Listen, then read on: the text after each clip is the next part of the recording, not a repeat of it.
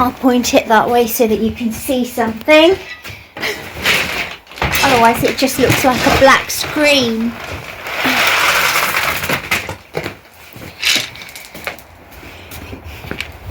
This is how I give Nobby's feed. He breaks out of his stable if it's not shut properly. So I give it like this. Lara used to go berserk when I used to do it like this. It's so funny. She should be okay though. Can I please get round?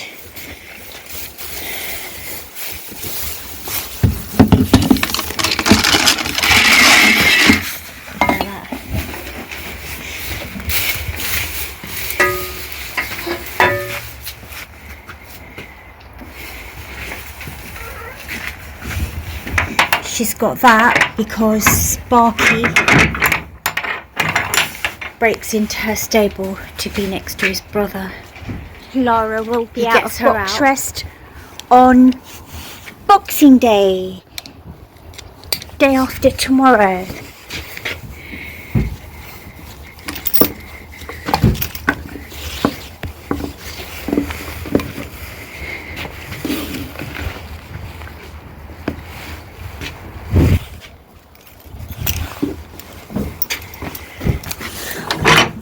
Come on then. Let's do your Endeavour thing. I don't know why I call it that. I've been watching too much. What's it? Riding with... Is it Charlotte? Wait. This is nice when she can't wait to get out. Come on then. Wait.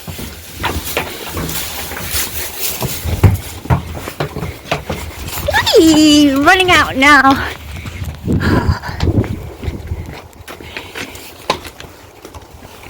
I don't actually tie her. I just, well, when she's having her feed, I just drop the lead rope to the ground because otherwise it gets wrapped over the head and that.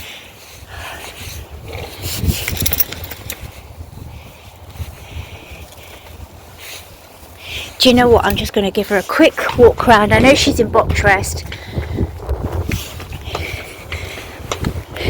but it's like a day and a half more. I'm just going to give her one little circle. By the way, guys, I have pointed out before, what she does out here is not lunging. The stupidness to think that that's what it is.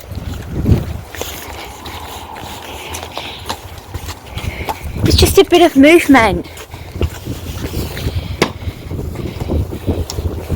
You need an arena to lunge. Okay, that's it anyway, forget that.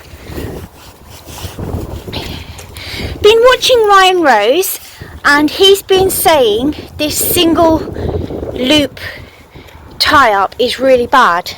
So you're supposed to do the double, which I've really got into the habit. I've got to get into the habit of doing that. Right, I'm going to give her her feed, take her rug off and do a bit of massaging.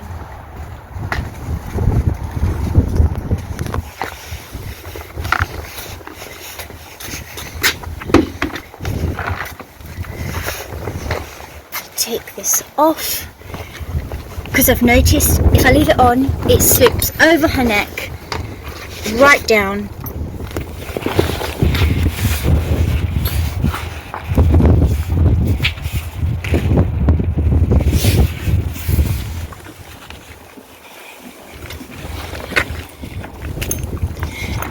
That's looking a bit manky today. That means stuff's been coming out, which is good, but the vet said to stop sticking the hole in.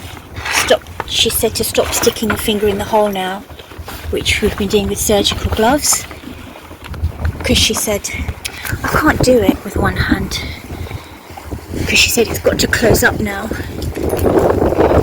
So the evening person has obviously done a good job of massaging it last night. And Lara's farrier is coming today, so that means she's going to have a good long time out of her box. So Lara, I'm just properly dragging you around.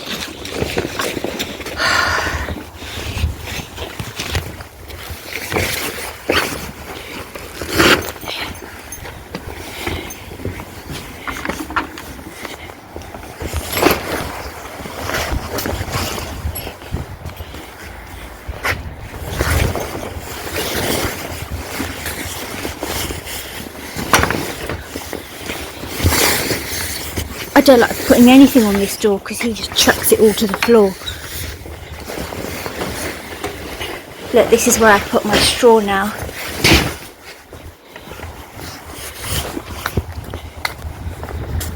Okay, let's start with cleaning up her. That surgical glove. This is Lara and Bo's little cabinet where I keep their bute and everything, and that's their little drawer. Surgical gloves, which hippie scrub, big fat sponge.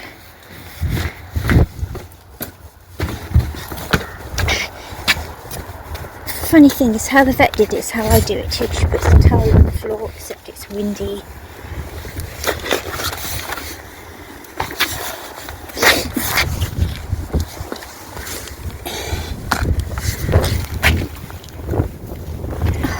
Come on in. Sending her in. Go on. Oh. She says I don't blame her. She's been stuck in a box all bloody week. Go on. Sending her in, just like I always do. Drop the lead rope. Normally I keep hold of it, but because I've got the phone. Oh. Yeah, good girl. What a good girl. Stuck in a box all week, and the trust is still there to just come out of a box and go in another one.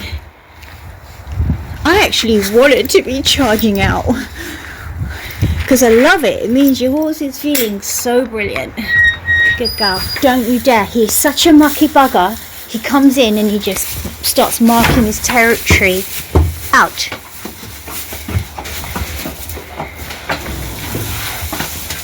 You're a mucky bugger, though. Right. Can I do it with one hand without breaking my thumb? I'm scared to break my thumb.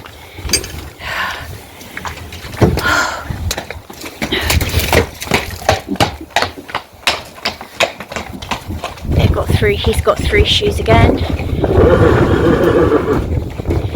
Just so you know.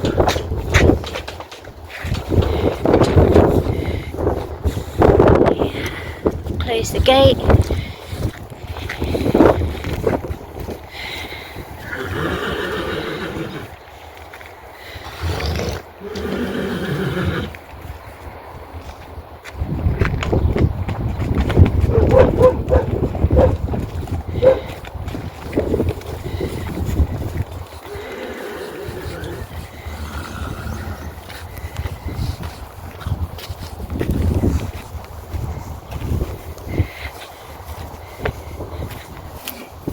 Sorry if the place is a mess, guys, it's not my place. If it was, it wouldn't look anything like this.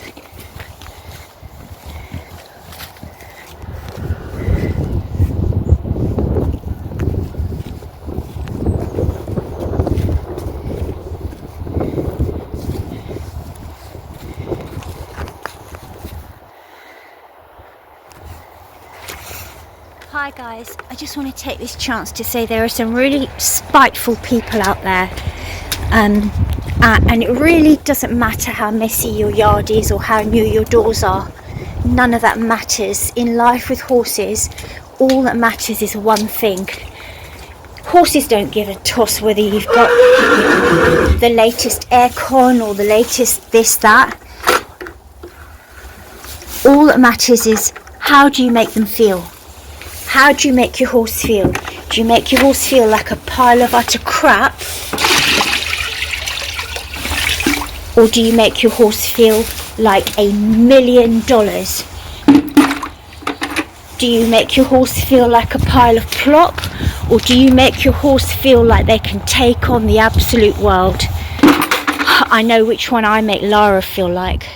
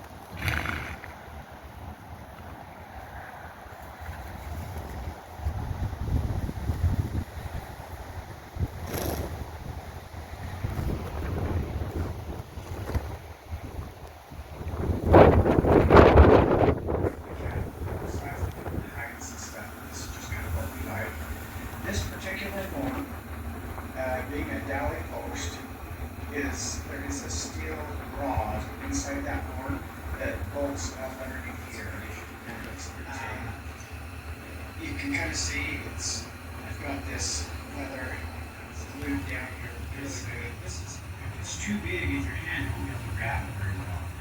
But anyway, that's kind of what that looks like.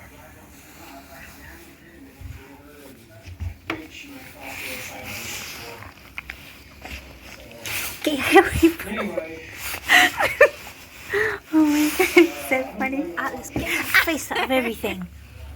Oh my god, he's eating his chicken. Fella. I know, Atlas just jumps in front of everything, doesn't he? Did you get that chicken? Did you like that?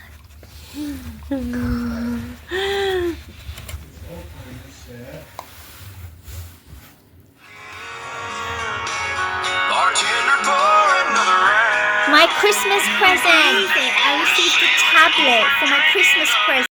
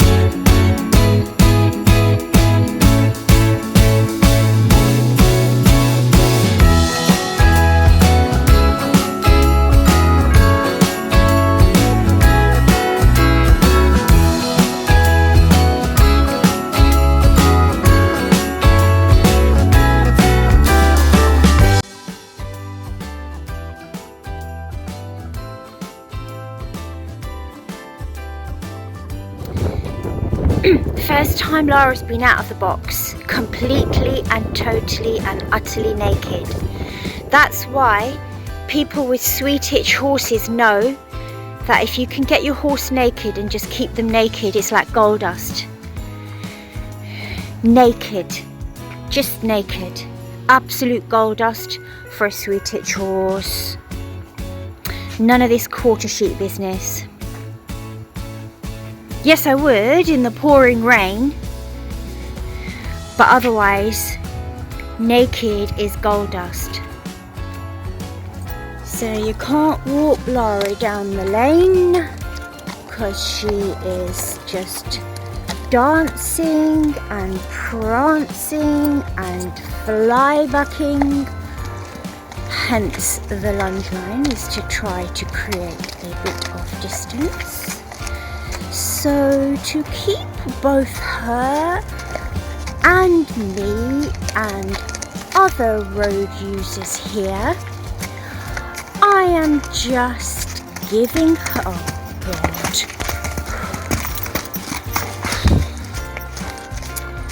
I am just giving her a bit of movement to keep all parties safe. It's supposed to be a 15-minute walk, but of course she is reflecting turnout behaviour, and those of us without facilities can't do it any other way, and in the winter it's the worst. So, and I've got to have the bridle on, because otherwise she just drags me along. Not that I would want it any other way. Lara, my dear, that's it for today. We called it a day at 15 minutes.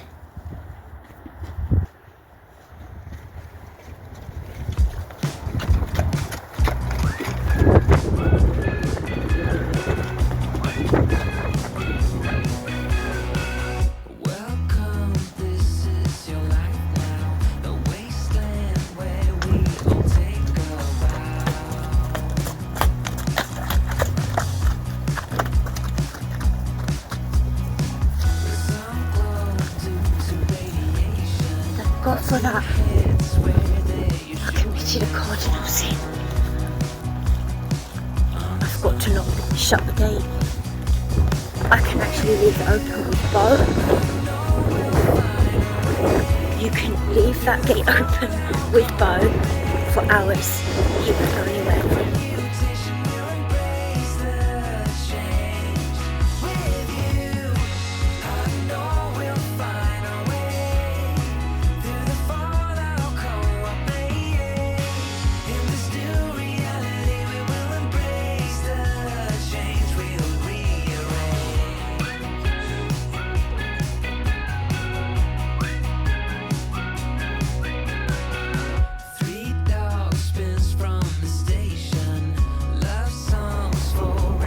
What a sight for sore eyes. Two boys in their 20s. Careful, two boys in their 20s.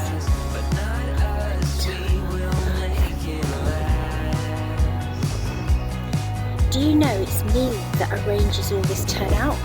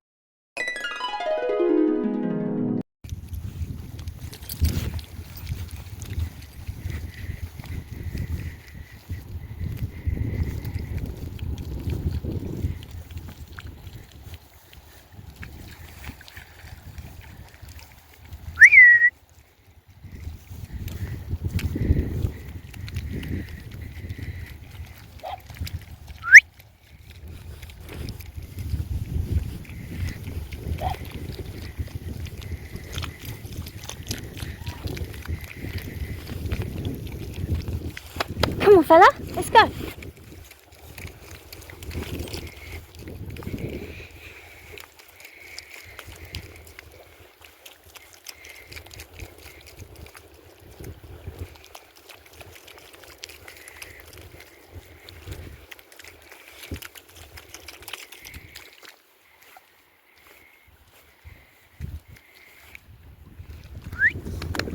Come on.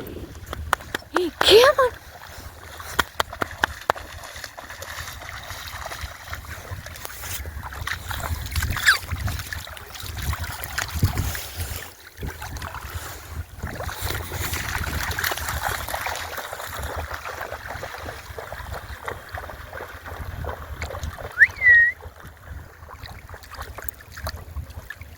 Come on. Let's go. Come on. Come on. Come on. Come on.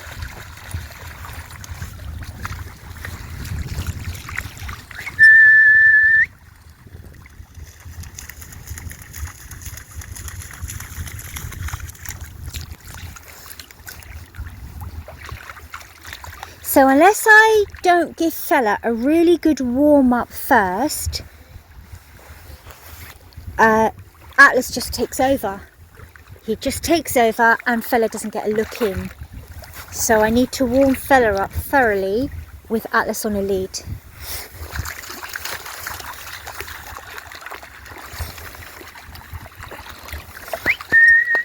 Come on. Good boy. Yes.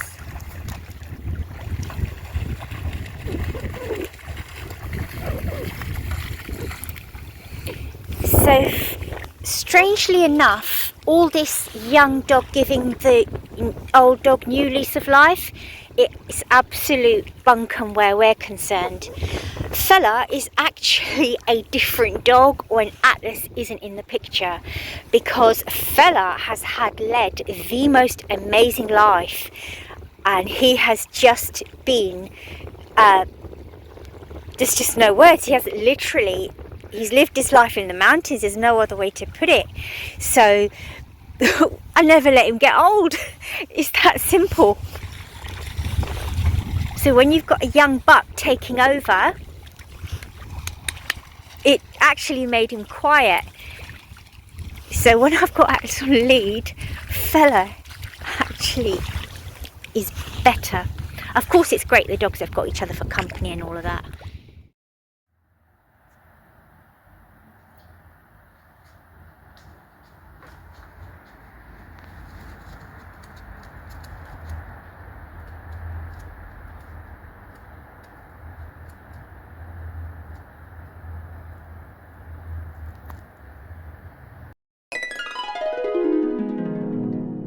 Hi guys, so today I decided to take a big step back from this 15-minute in-hand walk I'm supposed to do. So I'm not somebody that can be told what to do. I've just got to take the advice and I've just got to reinterpret it and do it in a way that basically suits me. So what I ended up doing was just basically grazing her for an hour. And if that meant my toes getting frozen, that's fine. And I preceded that with a good groom. So for obvious reasons, I was holding back from grooming because I didn't want all her hairs going into her basically incision. But I thought to myself, do you know what? I'm just going to have to use my own initiative. Just use my instincts and do what I feel is right. And just spending time just standing there grooming her would really chill her out. Just touching, desensitizing her again to everything. So I just went ahead, disinfected that area a few times, went ahead and just groomed her, just kept disinfecting the area, just basically got her chilled out. And then I just went and grazed her. And in that hour that I had her out in the sun, she must have got somewhere in there was a 15-minute walk. And that's my interpretation of how to go about doing it. I'm not taking her out on the road. I'm braver in the saddle, to be quite honest. I don't want her leaping about with, cars going by and this and that. And it just worked really well, and she was quite relaxed by the end.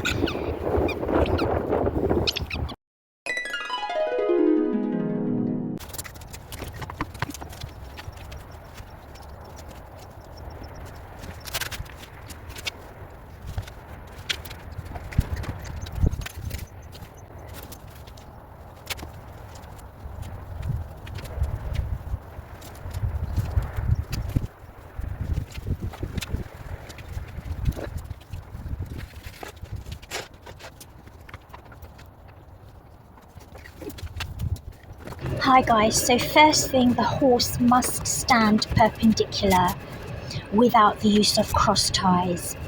They mustn't stand with their side to the wall. So for grooming, definitely for grooming, they must stand perpendicular without cross ties. So I don't normally stand on a crate to groom her, but I wasn't sure what to do because I was filming.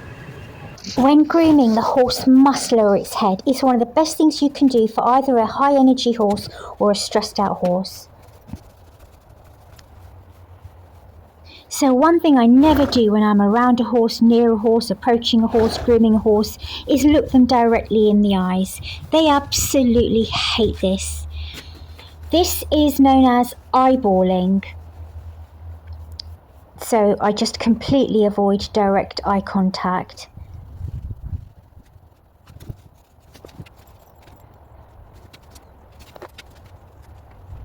Now she's lifting her neck, her head, because she wants that area scratched or massaged. So I just tap her to lift her leg. Even if she had feather, I still wouldn't use the feather to grip to pull the leg up.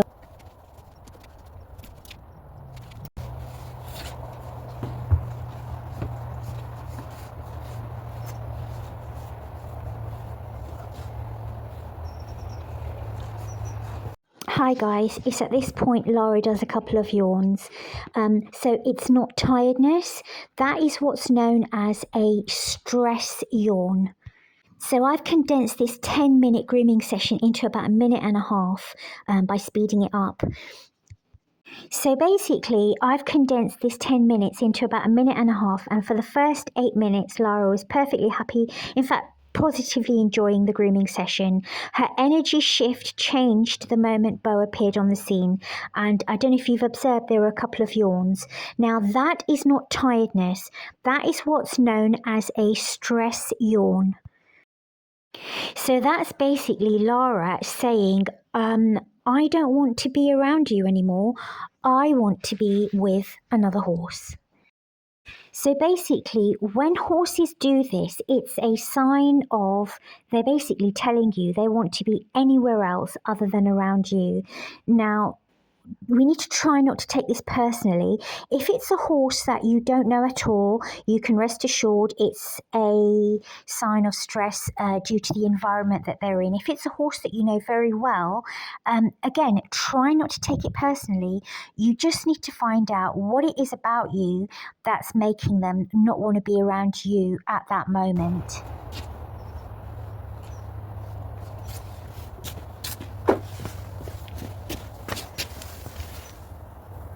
Hi guys, join us next week where I'll ride her out and jump off and walk her back. It's not called the walk of shame, that's bunkum, it's called horsemanship.